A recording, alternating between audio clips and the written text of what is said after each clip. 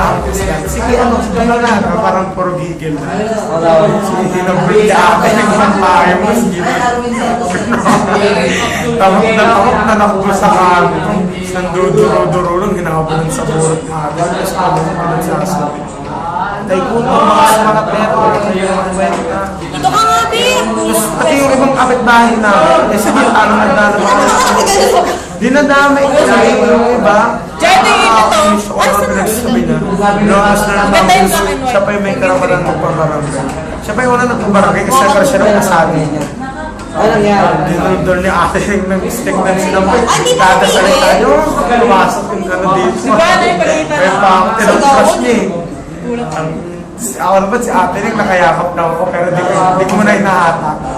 Ate Ning amat na. Tapos nung nahuli na yung buhok, yung kamit dahil nakaawat na yung ate Ning. Ang tanga-tanga. Awat, dito nakahawak.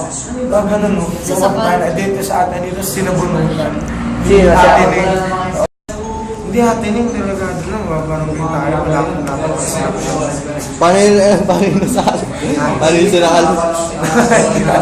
Tapos sinubunutan. Binaway niya ako. Ganit na ganit siya sa kapitbahay namin umawat sa kanya. Taki naman, daw nakalaban tayo sa'yo. Oo, ganun talaga. Yan talaga Pero si hindi Mami. talaga nalaban, takot. Paano ako nalaban siya ng taba-taba niya? Kusigawan ako ng mga tayo mga Marami tao. Goods, marami tao. Ito ako, nasa bunutan, sa pakong kami. Marami tao. Hanggang na, oo, ang dami. Oo, gulat nga ako. May gano'n ako. Hindi Hindi kailan ka yun. driver eh. Kahapon